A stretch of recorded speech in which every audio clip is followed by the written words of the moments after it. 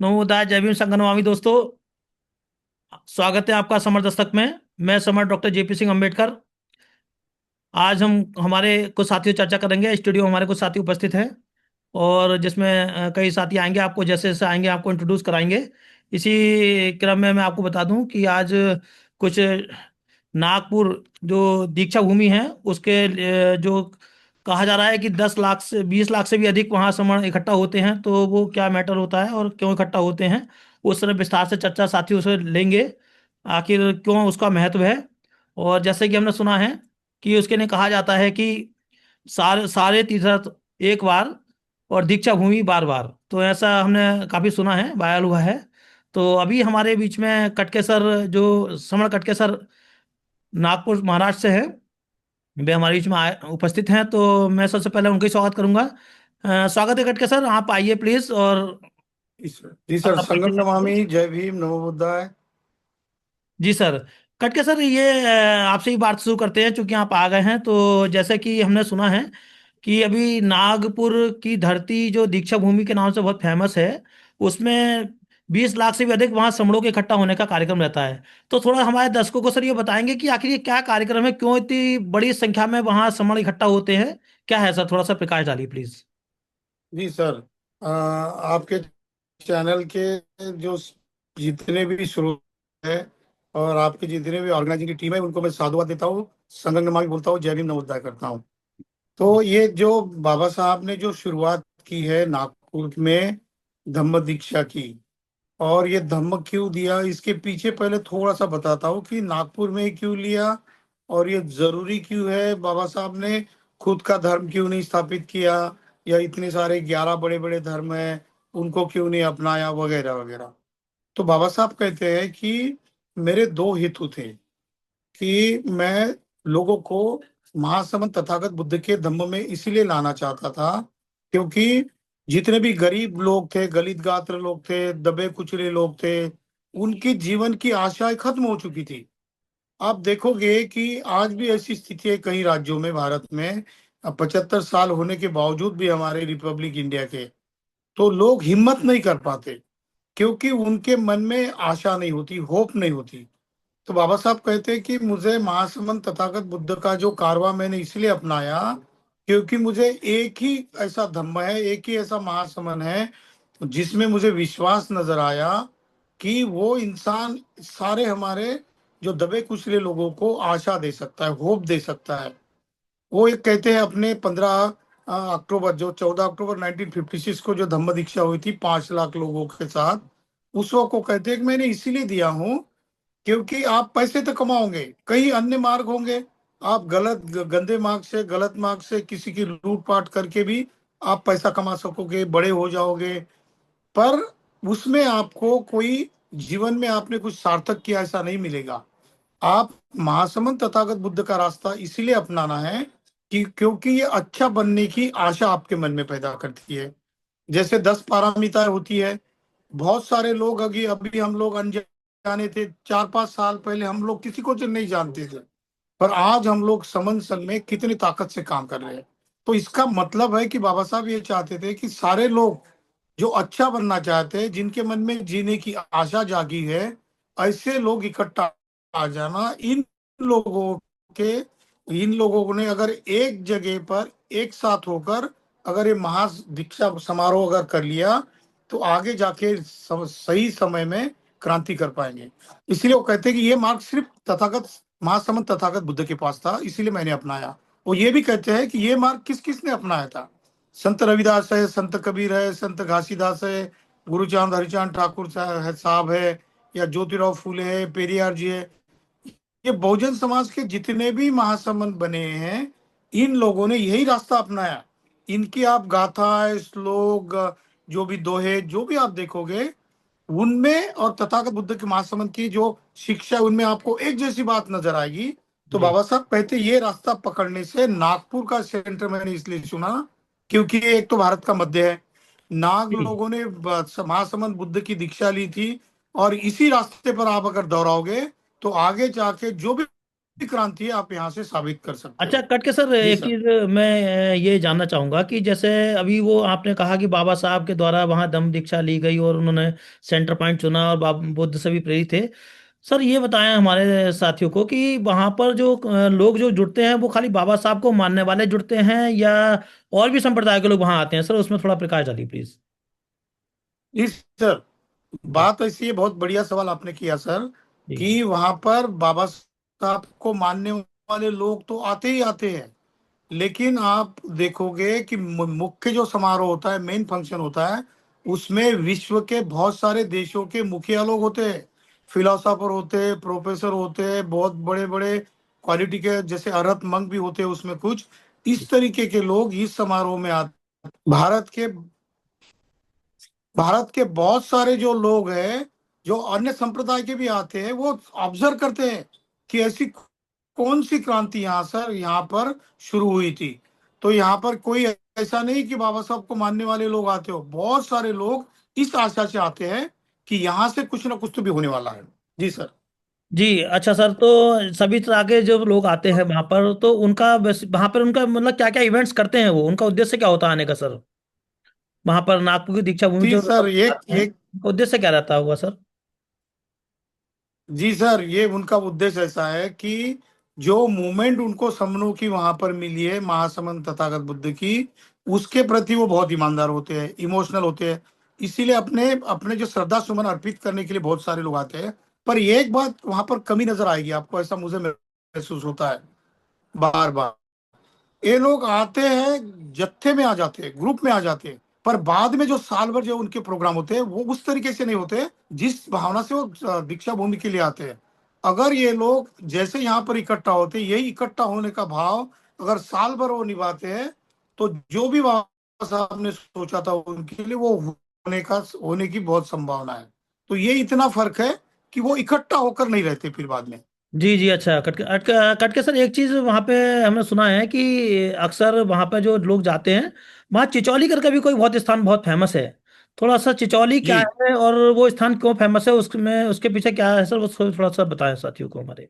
जी sir, जी जैसे दीक्षा भूमि तो ऐतिहासिक भूमि है, सभी लोग जानते हैं। जी सर। पर चिंचोली, जहां पर महासमंद, लगभग 2000 लोग आ रहे हैं वहां पर, 30 सितंबर, 1 अक्टूबर और 2 अक्टूबर, ये 3 दिन तक वहां पे वो रहेंगे।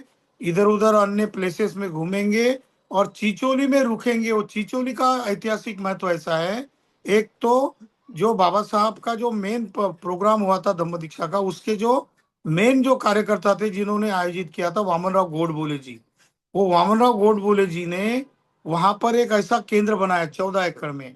गोपिकाबाई ठाकरे करके एक महिला थी, वो ओबीसी समाज से थी, लेकिन बाबा साहब के धम्म दीक्षा से इतनी प्रेरित हो गई कि उस बहन ने, उस महिला ने, महासमणी ने अपनी 14 एकड़ जमीन दे दी। और वहां पर बाबा साहब की सारी चीजें जो है, जैसे बाबा साहब के कपड़े है, बटन्स है, शूज है, निजी वस्तु है, जिस टाइपराइटर पर भारत का संविधान टाइप किया गया, जिस टाइपराइटर पर बुद्धानिस धम्म ये ऐतिहासिक ग्रंथ लिखा गया, ये ऐसी चीजें, जिस चेयर पर बैठकर बाबा साहब अपना पूरा आराम करते थे, बर्तन है उनके, कुछ निजी चीजें, वो सारी वहां पर है, वो आपको देखने को मिलेंगी।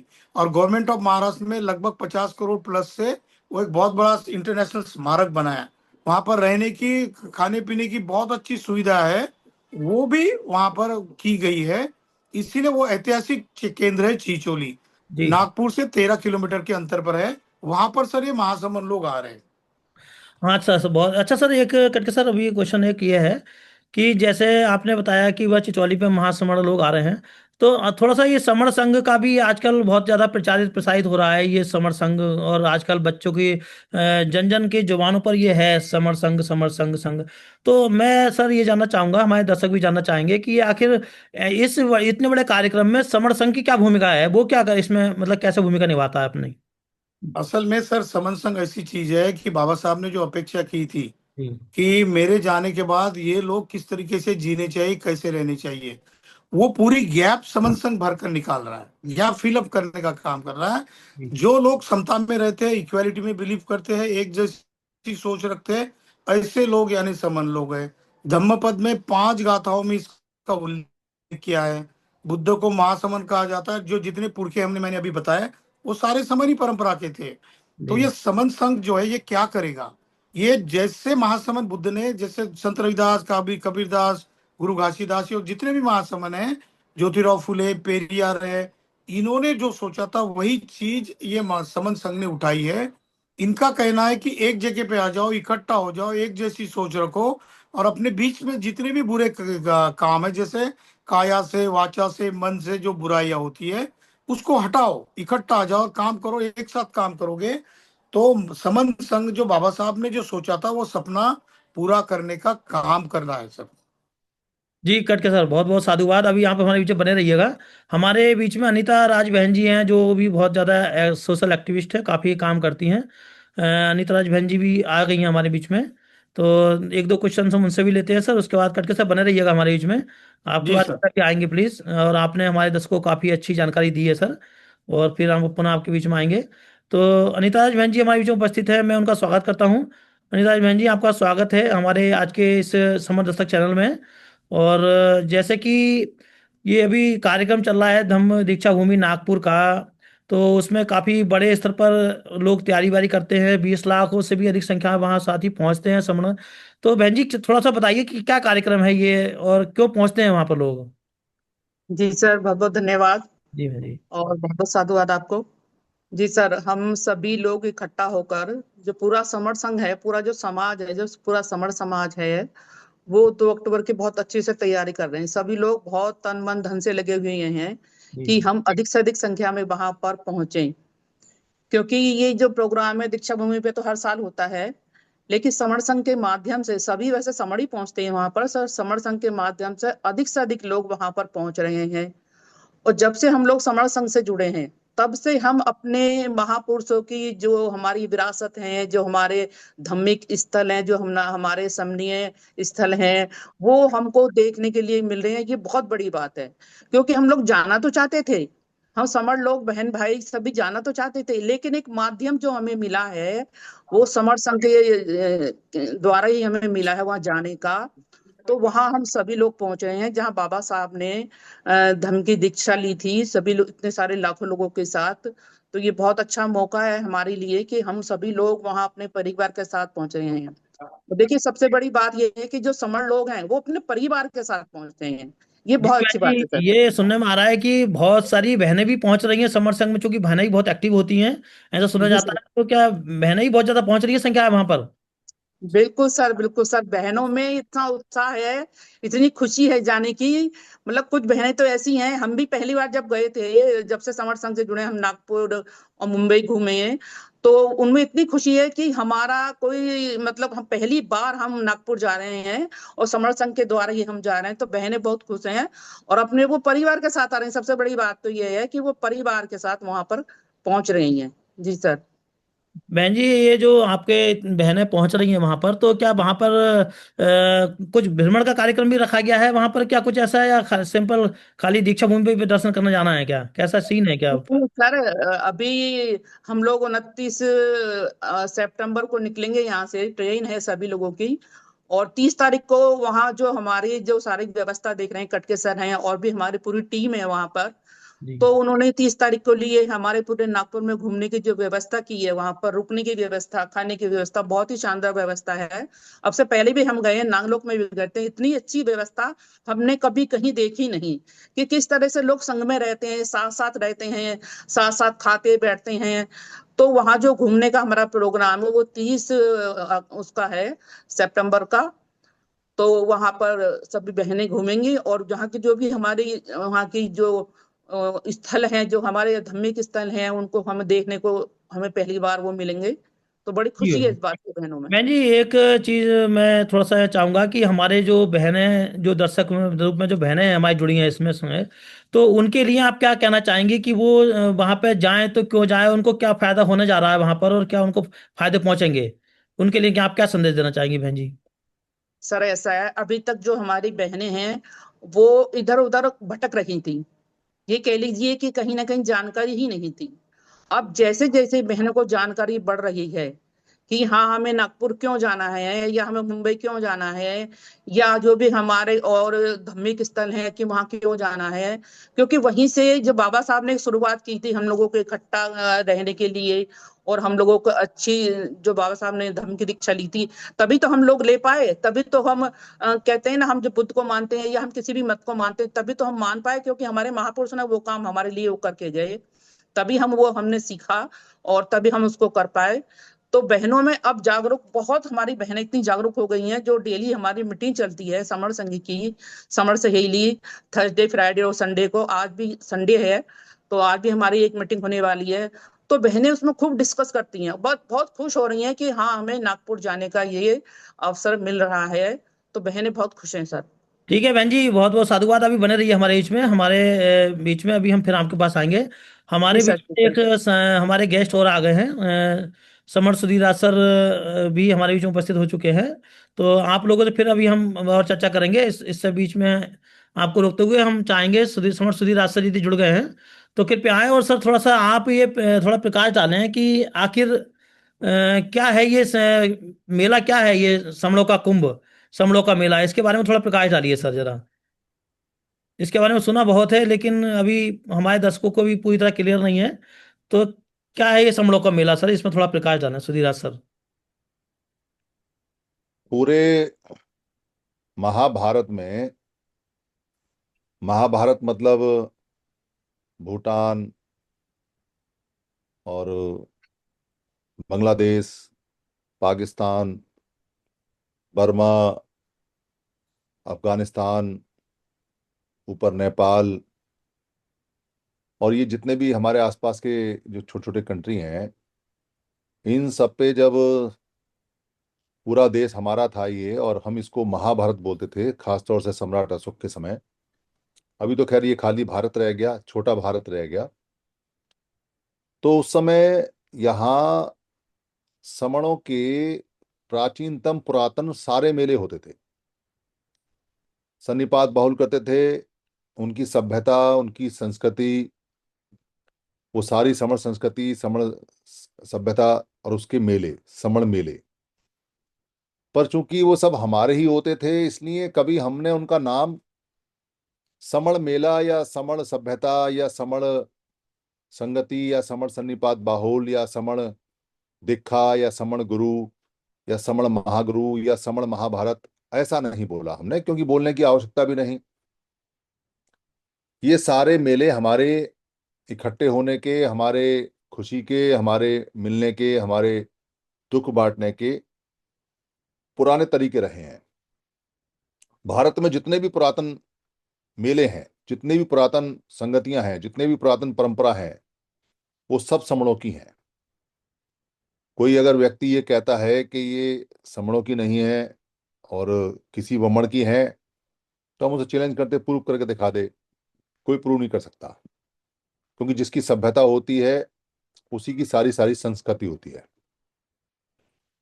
तो हमारे मेलों पे आज के समय हमें ये पता नहीं कि ये पुराने मेले हमारे हैं, भुला दिए लोगों ने, उसके नाम बदल दिए लोगों ने, उसके कार्यक्रम बदल दिए लोगों ने, उसके चिन्ह बदलने की कोशिश की, जिन चिन्हों को नहीं बदल पाए उनको अपना बनाने की कोशिश की, उनकी परंपराओं में संस्कृत डाल के उनको भ्रमित करने की कोशिश की। कुछ भ्रमित करने में सफल भी रहे, कुछ अपने बना लिए। उन मेलों से जो आमदनी, उन मेलों से जो पैसा आता है, उन मेलों से जो ऊर्जा इकट्ठी होती है, वो हमारे पास नहीं आती, वो दूसरे लोगों के पास जाती है। तो हमें, मेले हमारे हैं, लोग हमारे हैं, पर समणों के मेलों से समणों को कोई फायदा नहीं हो रहा, नुकसान हो रहा है। पर मेले बनाने की प्रवृत्ति और मेले बनाने की जो संस्कृति है वो हमारी है, इसलिए हम मेले बनाते रहते हैं। अगर किसी ने कब्जा कर लिया, किसी ने नाम बदल लिया, तो कोई दिक्कत नहीं, दूसरा बना लेते हैं, तो नए नए बनते हैं। बाबा साहब अम्बेडकर ने एक नई परंपरा आरंभ की दीक्षा देने की, क्योंकि दीक्षा हम ही देते थे। समण लोग ही दीक्षा देते थे और समणी लोग ही पढ़ाते थे, और वही बाद में जिसको बोलते हैं दीक्षांत समारोह, पुराने समय में तो उसको दीक्षांत बोलते थे। दीक्षा समारोह या दीक्षांत समारोह ये हमारे ही होते थे, यूनिवर्सिटी हमारी थी। तो पूरे भारत में कुंभ के बाद, यानी कुंभ में हमारा मेला है, पर वो अभी हमारे हाथ में नहीं है, उसका मैनेजमेंट हमारे हाथ में नहीं है, उसका लाभ हमारे हाथ में नहीं है। नागपुर का जो सन्निपात बाहुल या समण मेला है, वो पूरी दुनिया का समणों का सबसे बड़ा मेला है, सबसे बड़ा। और सबसे बड़ी वहां दिक्खा हुई है। पूरे भारत में आज तक जितनी भी दिक्खाएं कराई हैं, चाहे वो महासमण बुद्ध ने कराई हों या महासमण जैन ने कराई हों या महासमण कण्हें बाद में लोग रहे हैं, भिक्खु रहे हैं, या कोई शंकर भिक्खु रहे हैं, या कोई गण के भिक्खु रहे हैं, कोई से भी इसी रहे हैं, उन्होंने जो जितनी भी दिक्खाएं कराई हैं समणों की, उनमें सबसे बड़ी दिक्खा डॉक्टर अंबेडकर ने 1956 में नागपुर में कराई। उसको हम दिक्खा भूमि बोलते हैं, और पूरा नाम है उसका समण दीक्षा भूमि, समण दीक्षा भूमि, यानी समणों की है वो, उसमें बमणों का कोई लेन देना है नहीं। तो हमको सारे जितने भी हमारे तीर्थ हैं, जीवन में एक बार सारे तीर्थों में जाना चाहिए, पर हमको दीक्षा भूमि में बार बार जाना चाहिए। दीक्षा भूमि हमारी कर्म भूमि है, हमारा सेंटर है सबसे बड़ा, और वैसे भी नागपुर सेंटर है। बाबा साहब ने बहुत सोच समझ के उसको चुना ताकि सारे समण वहां आए और इकट्ठे हों।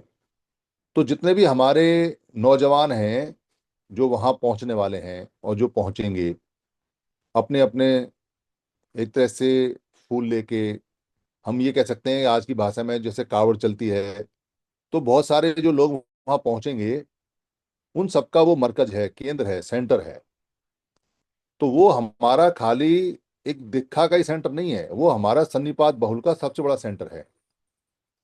हमको वहां अपने पूरे देश के लोगों से सबसे सस्ते में मिलने का मौका मिलता है, सबसे सस्ते में। हम केरल जाते हैं, केरल जाएं, तमिलनाडु जाएं, कर्नाटक जाएं, उड़ीसा जाएं, वहां के लिए रेल टिकट कराएंगे, वहां होटल बुक करेंगे या वहां उनके यहाँ रखेंगे, संबंध स्थापित होनी चाहिए, मिले, उसमें बहुत टाइम लगता है। एक आदमी कितने स्टेट में जा सकता है, उसके पास इतना टाइम नहीं होता है ना, इतना पैसा होता है कि वो राजस्थान भी जाए, हिमाचल प्रदेश भी जाए, हरियाणा भी जाए, पंजाब भी जाए, बंगाल भी जाए, सिक्किम भी जाए, अरुणाचल प्रदेश भी जाए, उड़ीसा भी जाए, तमिलनाडु भी जाए, पूरा देश इतना बड़ा है। तो सबसे आसान तरीका होता है कि एक जगह हम सारे लोग इकट्ठे हों और वहां आपस में अपनी आइडेंटिटी बताएं। हमारी एक ही आइडेंटिटी है जो समण है, और उस समण आइडेंटिटी के तहत में अपनी समण दीक्षा भूमि पे वहां मिलें, अपने शादी ब्याह के संबंध बढ़ाएं, अपने व्यापार के संबंध बढ़ाएं, अपने मेलजोल के संबंध बढ़ाएं, और जिनको घुमक्कड़ी का शौक है वो अपनी दोस्तियां बढ़ाएं ताकि लोगों के यहाँ आए जाएं रुकें, जैसा संघ का नियम है। तो ये हमारा भारत का, आधुनिक भारत का सबसे बड़ा सांस्कृतिक केंद्र है, अच्छा सांस्कृतिक सुधीरा सर, कल्चरल। अब मैं थोड़ा ये जानना चाहूंगा आपसे कि आपने ये कहा कि समणों का मेला है। इन इस मेले, जो समण मेले का बेसिकली उद्देश्य क्या रहता है इनका सर? मेलों का समण उद्देश्य का। होता है जी। अपने समाज को, अपने समणों के समाज को, अपनी संस्कृति को समृद्ध करना, व्यापार करना, पारिवारिक संबंधों को बढ़ाना, सामाजिक संबंधों को मजबूत करना, देश को मजबूत करना, और कम से कम ऊर्जा में अधिक से अधिक ऊर्जा पैदा करना। ये हमारा इन जितने भी समण केंद्र होते हैं या जो समण मेले होते हैं, उनका उद्देश्य रहा है और उसमें हम पूरा करते हैं। अच्छा सुधीरा सर, क्या अब तक जो वहां पर समणों का मेला लगता आया है, जो समणों का महाकुंभ लगता आया है, तो क्या उसने अपने उद्देश्य की प्राप्ति करी है अभी तक? एक फेज में हमें उद्देश्य प्राप्त हुआ है, जी। अनजाने में। अनजाने में बाबा साहब के आदेश पे और बाबा साहब को श्रद्धांजलि दे देते हुए, भगवान बुद्ध की मान्यता को आगे बढ़ाते हुए, उनके आदेश का पालन करते हुए, एक फेज हमने ये पूरा किया है कि हम वहां इकट्ठे हो जाते हैं जी। और सब लोग अपना पैसा खर्च करके, समय खर्च करके वहां साल दर साल आ रहे हैं। इसके आगे क्या करना है और इसको आगे कैसे मजबूत करना है, ये दूसरा फेज अभी आरंभ नहीं हुआ है। जी। जी। समन संघ इस दूसरे फेज को आरंभ करने जा रहा है। समन संघ वहां सारे लोगों को ये बताने जा रहा है कि आप जो अलग अलग तरीके से आते हो, ठीक है, आप आते हो, अलग अलग आपके संगठन है, जो भी जितनी आपकी समझ रही है, पर बाबा साहब का या बुद्ध का या महासमणों का ये आदेश है कि हमको एक होना है। और एक होने का जो फार्मूला है वो महापुरुष दे के गए हैं, और वो बता के गए हैं कि हम समण हैं। तो इस आइडेंटिटी को साथ लेके जाओ। इस बार जब आए हो तो अपना जाति वाला आइडेंटिटी यहीं छोड़ जाओ, अपना धर्म वाला आइडेंटिटी यहीं छोड़ जाओ, अपना जो स्टेट वाला या जगह वाला आइडेंटिटी है उसको यहीं छोड़ जाओ, अपना जो भाषा वाला आइडेंटिटी है उसको यहीं छोड़ जाओ, अपना जो जो आपका रूप नाम वाला आइडेंटिटी है उसको यहीं छोड़ जाओ। जो आपका कल्चरल अलग अलग संतों वाली आइडेंटिटी है उसको यहीं छोड़ जाओ। जो आपका अलग अलग पॉलिटिकल आइडेंटिटी है उसको यहीं छोड़ जाओ। जो आपका अलग अलग संगठनों का आइडेंटिटी है उसको यहीं छोड़ जाओ। ये बीमारियां छोड़ के जाओ यहाँ, और यहाँ से एक रूप और एकता लेके जाओ कि हम समन हैं। बस ये अगर आप यहाँ से लेके चले गए तो दुनिया की कोई ताकत नहीं कि आपको बहुत जल्दी राजा बनने से और विशाल बृहद भारत का सम्राट अशोक बनने से कोई रोक पाएगा। उसका मंत्र ये है। जी सर। अच्छा सर, एक चीज़ थोड़ा बताइए कि जो वहाँ पर अभी तक जो हम कटके सर से ही बात कर रहे थे तो बताए थे कि बाबा साहब के द्वारा वहाँ दीक्षा की दी गई थी और वहाँ पर बाबा साहब ने बुद्ध को से ही प्रेरणा ली गई थी। तो क्या ये जो स्थल है, जो दीक्षा भूमि है, ये खाली बुद्ध के मानने वाले और बाबा साहब के मानने वालों का स्थल है, या उनका मेला है, या किस, या और लोग भी इसमें आते हैं सर? थोड़ा उस पर थोड़ा प्रकाश डालिए सर प्लीज। देखो, बाबा साहब ने चंद्रपुर में भी दीक्षा दी। बाबा साहब पूरे देश में दीक्षा देने वाले थे, पर मार दिए गए, उनकी हत्या कर दी गई, या वो मर गए, ये एक रहस्य है। जी। पर वो पूरे देश में ये सेंटर बनाने वाले थे। इसका जो मुख्य सेंटर था वो नागपुरी होना था। ये उन्होंने तय करके सबसे पहले वहीं काम किया। हमको बाबा साहब के उस विजन को समझकर एक रूपता में बांधने के लिए सेंटर नागपुरी होना चाहिए, पर उसका काम पूरे देश में होना चाहिए। ये बड़े शर्म की बात है कि बाबा साहब के जाने के बाद में बाबा साहब के विजन पे काम नहीं हुआ, और लोग बाबा साहब की पूंजी के हिस्से करके टुकड़े करके बैठ गए, उनकी राजनीतिक पार्टी के टुकड़े करके बैठ गए। उनके धार्मिक जो उनका मूवमेंट था, जो रिलीजियस मूवमेंट भी कह सकते हैं उसको, या कल्चरल मूवमेंट कह सकते हैं, जिसको धम्मिक बोलते हैं, बुद्धिस्ट बोलते हैं, वो मूवमेंट के अलग अलग टुकड़े करके लोग बैठ गए। उनके एजुकेशन के मूवमेंट के टुकड़े करके बैठ गए। उनके जो समता सिंह दल था, जो उन्होंने एक वॉलंटियर फोर्स बनाई, उसके टुकड़े करके बैठ गए। और लोगों को बाबा साहब का नाम तो लेते हैं, पर बाबा साहब की बात को नहीं मानता, कोई विजनरी नहीं है। हमने तो ऐसा देखा हुआ है कि जो जितना ज्यादा चिल्ला रहा है, जय भीम कर रहा है और बाबा साहब जिंदाबाद जिंदाबाद कर रहा है, वो उतनी ज्यादा मक्कारी कर रहा है बाबा साहब के मिशन मूवमेंट के साथ में। और यही कारण है कि अब हमको कई बार फटकारना भी पड़ता है, और अच्छे अच्छे नेताओं को फटकारना पड़ता है कि तुम बाबा साहब के अनुयायी नहीं हो, तुम बाबा साहब के गद्दार हो। नहीं तो आगे बहस कर लो कि बाबा साहब ने क्या कहा और तुम क्या कर रहे हो। तो तुम जस्टिफाई करने के लिए दो चार गुर्गे, दो चार नेता, दो चार चमचे पाल के उनसे हाँ तो करवा सकते हो, पर मास मूवमेंट लोग ये जानते हैं कि गद्दारी हो रही है, पर लोग परेशान हैं, करें भी तो क्या करें। पर ये परेशानी का जो समाधान है ना, समर्थन कर रहा है। अब लोगों को यकीन होता जा रहा है कि अब बाबा साहब का मिशन और भगवान बुद्ध का मिशन और समणों का जो मिशन मूवमेंट है वो एक साथ आ गया है। तो पर सूर्या सर, अभी इसमें मेरा एक क्वेश्चन रह गया थोड़ा था कि इसमें जो अन्य संप्रदाय के लोग भी आते हैं, या बुद्ध और बाबा साहब के ही संप्रदाय के लोग आते हैं? थोड़ा सा इसको और थोड़ा नहीं, डिफाइन। पहली बात तो क्या है कि बाबा साहब का बुद्ध का कोई अलग से संप्रदाय नहीं है। जी। और जो अन्य संप्रदाय की बात कर रहे हो, भारत में दो ही तरह के लोग हैं, या तो समण है या बमण है। जी। और जो समण हैं उनके बहुत सारे टुकड़े हैं, पर उनके संप्रदाय अलग अलग नहीं है। उन्होंने अनजाने में, अपने लालच में, अपने उसमें समणों के टुकड़े करने की ठान रखी है कि वो किसी ना किसी नाम से कोई समता संघ दल बना के, कोई बुद्ध विहार बना के, कोई राजनीतिक पार्टी बना के, कोई सरकारी कर्मचारियों का दल बना के, कोई लड़कों का दलवर बना के वो इसको अलग करने की कोशिश करते हैं। कुछ पैसा वैसा मिल जाता है, कुछ चंदा वंदा मिल जाता है, कोई हिसाब नहीं लेता उसका। तो संप्रदाय नहीं है हमारे पास में कोई, हम संप्रदाय है ही नहीं हमारे पास में। हमारे पास में तो संस्कृति है, जी। हमारे पास में सभ्यता है।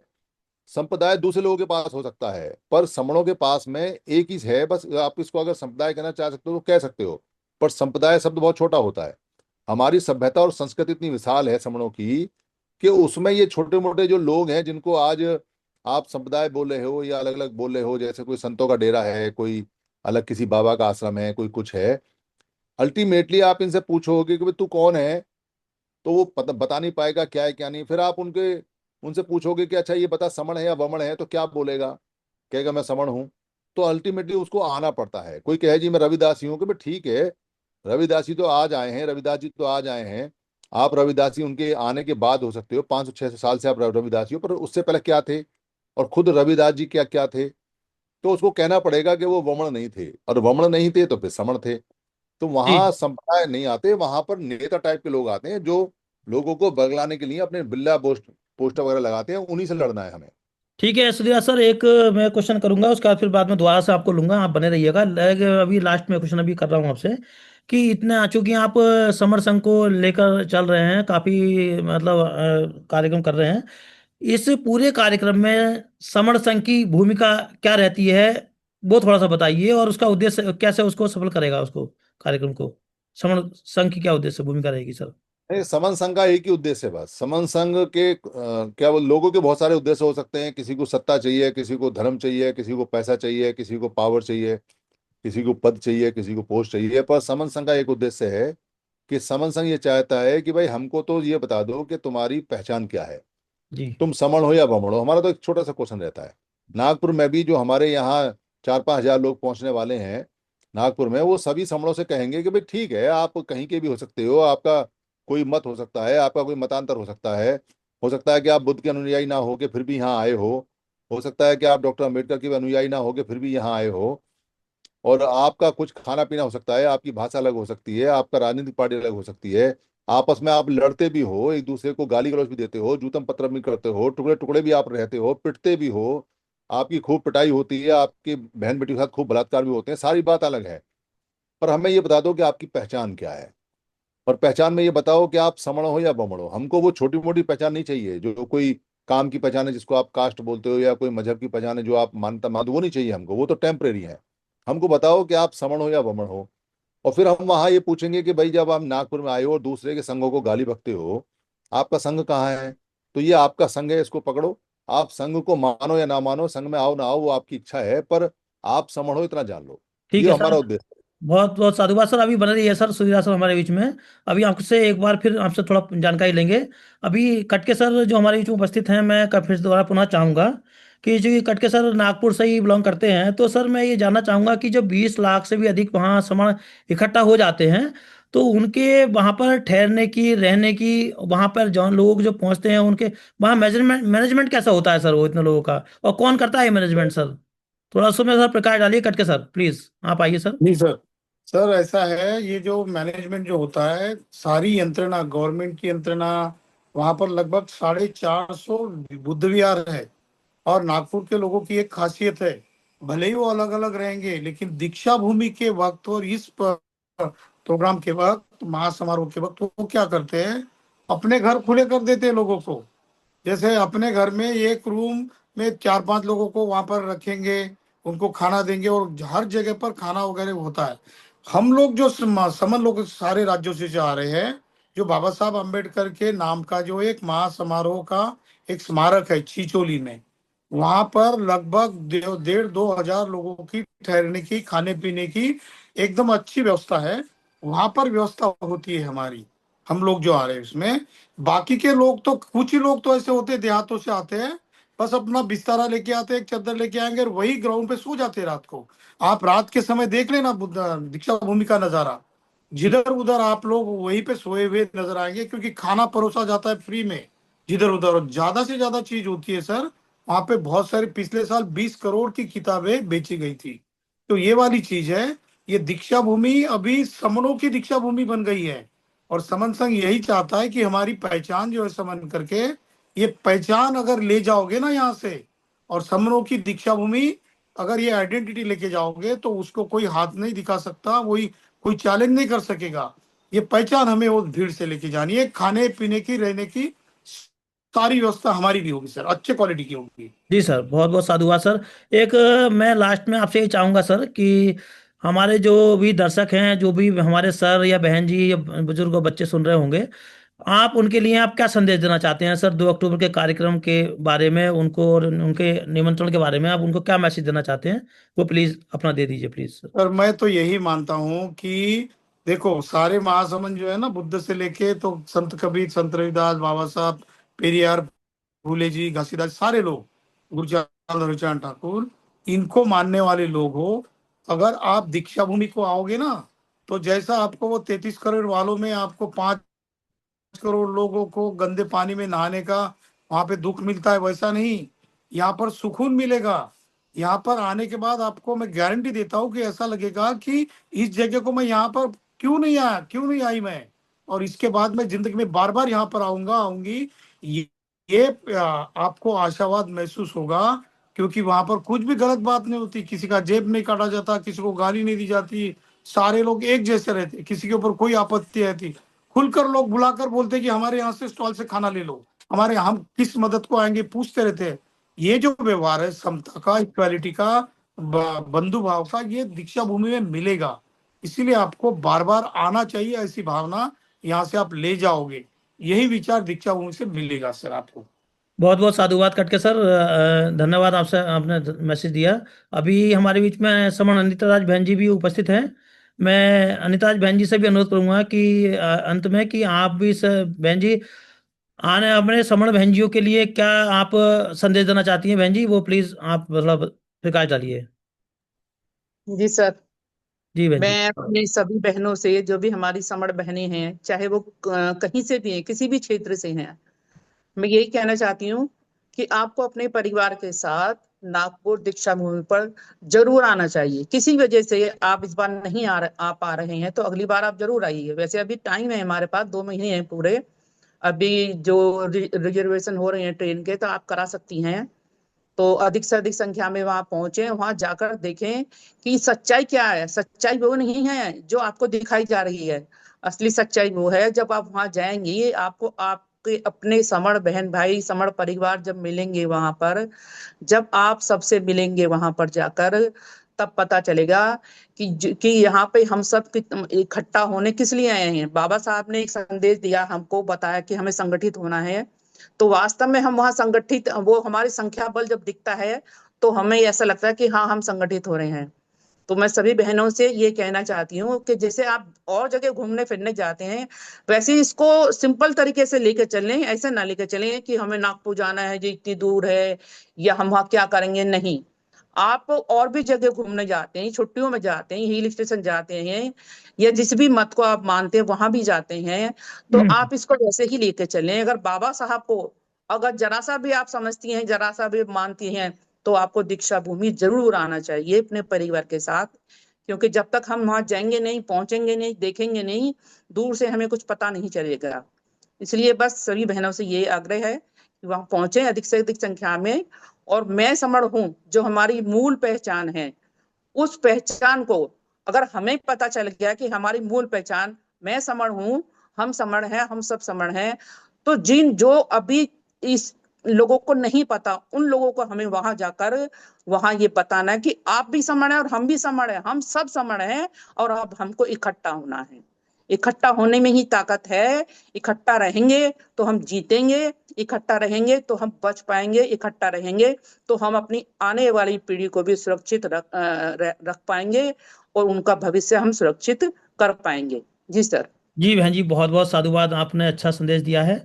बहुत धन्यवाद। अभी इसी क्रम में मैं हमारे बीच में सुधीरा सर को मैं एक बार पुनः लेना चाहूँगा, और मैं उनसे भी चाहूँगा, हमारे बीच में सुधीरा सर जो जुड़े हैं, कि सर आपसे भी अपेक्षा मैं ये करता हूँ कि हमारे जो साथी हैं उनके लिए फाइनली आप क्या संदेश देना चाहते हैं, प्लीज़ सुधीरा सर, आप यदि बात सुन रहे हैं तो प्लीज़ आइए, और फाइनली हमारे साथियों को क्या मैसेज देना चाहते हैं उस कार्यक्रम के बारे में, प्लीज़। लोग जो यहाँ इतना पैसा उड़ाते हैं मीटिंग्स में, रैली में, पोस्टर में, आने में, जाने में, दावत में, राजनीति में, या कोई उनकी मान्यता है उसके अंदर, या जो उनके फेस्टिवल त्योहार हैं उसमें, वो उनकी संस्कृति का हिस्सा होते हैं, वो उनकी सभ्यता का, वो उनके राजनीतिक क्षेत्र का, वो उनके सामाजिक क्षेत्र का हिस्सा होते हैं। तो लोगों की ये जिज्ञासा रहती है कि उनको सामाजिक, धार्मिक, राजनीतिक, या जो भी उनका मत है या जो भी उनका काम है उसमें ज्यादा से ज्यादा बढ़ चढ़ के उनको लाभ मिले। पर अधिकतर लोगों को ये पता नहीं है कि सबसे ज्यादा जो लाभ मिलता है वो किसी मेले में जाने से ज्यादा मिलता है। वो किसी ऐसी जगह जाने में मिलता है जहां लोग अपने आप आते हैं। अगर लोगों को किसी राजनीतिक पार्टी के उद्देश्य से बुलाया जाए, उनको इनवाइट किया जाए, तो उसमें किसी राजनीतिक पार्टी का कोई मतलब मंतव्य होता है, इसलिए वो बुलाते हैं। तो वहां उसी तरह के लोग जाते हैं। किसी धार्मिक गुरु बाबा के यहाँ बुलाते हैं, तो वो धार्मिक गुरु बाबा की मान्यता के लोग ही वहां जाते हैं। कहीं कोई लड़कों का दलबल बुलाए तो वहां जो लड़के जाते हैं वही लड़के जाते हैं जिनको वहां कोई पद पोस्ट पैसा वगैरह कुछ चाहिए। कोई सरकारी कर्मचारी वाले बुलाते हैं तो मोस्टली सरकारी कर्मचारी के लोग ही जाते हैं जिनको कुछ वहां लाभ की प्राप्ति होनी होती है। कोई सामाजिक संगठन वाले बुलाते हैं तो अलग अलग सामाजिक संगठन वाले थोड़े थोड़े लोगों को बुला पाते हैं। तो लोगों को बुलाने से जो लोग आते हैं उनकी संख्या बड़ी कम रहती है, पर उससे उद्देश्य पूर्ति नहीं होती। उद्देश्य पूर्ति जब होती है जब लोग बिना बुलाए इकट्ठे होने की भावना से एक साथ आए और वहां उनको वो भावना मिले कि यहाँ पद पोस्ट मंच माला माइक से ऊपर उठकर हम सब लोग इकट्ठे हो रहे हैं। वो चीज लोगों को अपील करती है, इसलिए लोग वहां जाते ढूंढते हैं। अगर ऐसा कोई सिस्टम बन जाता है जिससे कि लोग यकीन कर लें कि हाँ ये हमारा अब सही रास्ता है, तो उससे ऊर्जा कम लगेगी और परिणाम ज्यादा आएंगे। यही कारण है कि हमारे जो हजारों मेले थे जिनमें हम अपने आप पैसा खर्च करके जाते थे, अपने आप उसमें सारे काम करते थे, जाते थे, उन पे वमन लोगों ने इसलिए कब्जा कर लिया। इतने सस्ते में लोग कहाँ मिलेंगे, इतने सस्ते में ऊर्जा कहाँ मिलेगी, ये तो अपने आप ही आते हैं, अपने आप पैसा खर्च करते हैं, इनमें बड़ा जोश रहता है, बस नाम ही अपना लगाना है। मैं एक घटना आपको सुनाता हूँ। फरवरी के महीने में जो ये महाबलेश्वरम है, महाबल्लापुरम बोलते हैं तमिलनाडु के अंदर, महाबलीपुरम भी बोलते हैं, वो बुद्ध का पूरा स्थान है। वहां पे बहुत पुराने बुद्ध के गाय को दूध निकालते हुए का जो फोटो है वो वहीं का है, बुद्ध का। और बहुत सारे बुद्ध के वहां फोटो हैं पत्थरों में, उनको निकाला, वो हेरिटेज है बेसिकली। तो वहां फरवरी में मेला लगता है 5-6 दिन का। और तमिलनाडु के सारे लोग जो समण हैं वो उस मेले में आते हैं। वो 4-5 दिन पहले आते हैं, समुद्र के किनारे तट पर रहते हैं, वहीं खाना बनाते हैं, वहीं खाते हैं, उनका मेला लगता है। ऐसे मेले हमारे बहुत लगते हैं, समुद्र के तट पे, गंगा के तट पे, रिवर के तट पे, झील के तट पे, कहीं पानी भर गया उसके तट पे, क्योंकि पानी चाहिए। पर उस मेले में, मेले से दूर एक मैदान के अंदर कुछ ब्राह्मणों ने, क्योंकि वो जो मंदिर थे बुद्ध के उन पर कब्जा ब्राह्मणों का हो गया, तो वो ब्राह्मण वहां पर कोई पाल की डोली सी निकालते हैं। और वो सारे लोग जो मेले में आने वाले हैं वो अपना पैसा खर्च करते हैं, पर उनका जो आई सेंटर रह जाता है, जो सेंटर है, वो पालकी सी निकलती है, उस पालकी में वो सारे रहते हैं। और उस पालकी को चलाने वाले व्हाइट लोग हैं, व्हाइट। तमिलनाडु में पुरातन समय में कोई आदमी सफेद पैदा नहीं हो सकता। तमिलनाडु में इतनी गर्मी पड़ती है, वो दरअसल हमारा इक्वेटर के नीचे का हिस्सा है, थोड़ा सा इक्वेटर पे है, तो वो जी बहुत जी। डार्क, वहाँ बहुत ज्यादा गर्मी रहती है समुद्र की वजह से, और डार्क है वो, तो वहाँ स्किन डार्क हो जाती है। पर वो लोग जो पालकी वालकी लेके आते हैं, और वो बुद्ध की पालकी होती है, नाम बदला हुआ है, वो सारे लोग व्हाइट हैं, व्हाइट। तो ऐसा कैसे हो सकता है कि तमिलनाडु की धरती आदमी के दो रंग दे, एक काला रंग दे और एक सफेद रंग दे? ऐसे कैसे हो सकता है? ऐसा नहीं हो सकता। जी जी। तो कोई अंधा भी बता देगा कि वो जो 4-5-10 लोग जो पालकी लेके उस पर नेतागिरी करते हैं, उसके मालिक बने हुए हैं, वो व्हाइट लोग तमिलनाडु के नहीं हैं, वो इंडिया के नहीं हैं, वो समण नहीं है, वो वमन है। तो पैसा सारा समणों का, लोग सारे समण आ रहे हैं, मेला समणों का, ऊर्जा समणों की। और उस ऊर्जा का केंद्र बन के कौन उस ऊर्जा को पी जाता है? चार वमन। ये जो फैक्टर है जिससे हमारा सारा पैसा और सारी एनर्जी जा रही है, इसको हमारे लोग नहीं समझ पा रहे। मेला हमारा शक्ति का केंद्र रहा है, वो हमारे शक्ति के प्रदर्शन रहे हैं। इसलिए दीक्षा भूमि खाली दीक्षा भूमि नहीं है, दीक्षा भूमि श्रवण दीक्षा भूमि है। श्रवण दीक्षा भूमि कह के चलेंगे तो आगे वो सिक्योर रहेगा, उसकी गारंटी रहेगी कि ये कभी वमनों के हाथ में नहीं जा सकती। खाली दीक्षा भूमि करके चलेंगे, दीक्षा भूमि कर करके चलेंगे, तो गारंटी है कि वो चली जाएगी। कोई कहता हो जी कैसे जाएगी? अरे जैसे तेरे पहले सारे सारे फेस्टिवल चले गए, सारे सारी तेरी सभाएं चलेंगी, सारी संगति चलेगी, सारे सन्निपात भाव चले, ऐसे ये चला जाएगा? तेरे को पहले वाले समझ में नहीं आते। इसलिए वहां हमको सबको ये बताना है, भाई ये समण दीक्षा भूमि है, हम सारे समण हैं और ये समणों का मेला है, उससे हमें लाभ प्राप्त होंगे। तो सबको वहां जाना चाहिए। जितने भी लोग हैं उनको 700 रुपये, 1000 रुपये, 2000 रुपये टिकट, बे टिकट जैसे भी है, साइकिल से, रिक्शे से, पैदल से, कार से, रैली बना के, और कुछ नहीं तो फूल कावड़ी बना लो। फूल कावड़ मतलब अपने आराध्य बाबा साहब को और बुद्ध को आप फूल फूल लेके अपने साथ चलोगे, मैं अपने बाबा को फूल चढ़ाने जा रहा हूँ, एक वहां समणगंध चढ़ाने जाओगे, एक समणगंध चढ़ाने जा रहा हूँ, एक वहां पे बाबा साहब का बुद्ध का पोस्टर चढ़ाने जाओ, या जो भी आपका समण महापुरुष है उसका फोटो चढ़ाने जाओ, एक वहां बाबा साहब बुद्ध का टी शर्ट जिस पर लिखा हो कि मैं समण है वो चढ़ाने जाओ। 100 सवा 100 रुपए की ये पांच आइटम आ जाती हैं। हम इन पंचतंत्र को, 5 तत्वों को आराम से वहां डोनेट कर सकते हैं, चढ़ा सकते हैं। तो फूल कावड़े लेके जाओ, जैसे हमारे जितने साथी हैं वो सब फूल कावड़े लेके जाएं, एक फूल, एक समणग्रंथ, एक पोस्टर, एक स्टिकर और एक टी शर्ट। ये 5 आइटम हो जाती हैं। 5 आइटम को सर पे रखो और बाबा साहब और बुद्ध के चरणों में जाके दे आओ। ये हमारी कावड़ हो गई।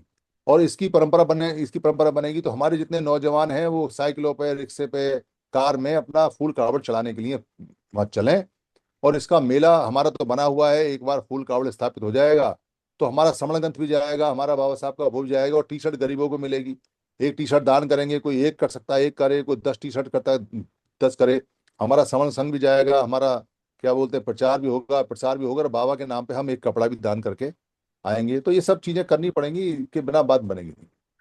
ठीक है सर, बहुत बहुत साधुवाद। आप सभी साथी समर सुधीराज सर, समर कटके सर और समर अनिताराज बहन जी, आपने हमारे से बात चर्चा करी और हमारे दर्शकों को काफ़ी महत्वपूर्ण गूढ़ जानकारी दी और हमारे हमारे साथ जुड़े। आपका आपने समय दिया, आपका विशेष धन्यवाद सभी साथियों का। और समर दस्तक में हमेशा आपका स्वागत रहेगा, आप बने रहिए और ऐसे हम इसी तरह से आप हमको आपको इनवाइट करते रहेंगे, आप आते रहिए सर। सभी का बहुत बहुत साधुवाद, धन्यवाद, आभार। सभी साथियों को नमो बुद्धाय, जय भीम, संघ नमामि, संघ नमामि, संघ नमामि। जय भीम, नवोदय संघ नमामि सर। साधु साधु साधु। जी सर।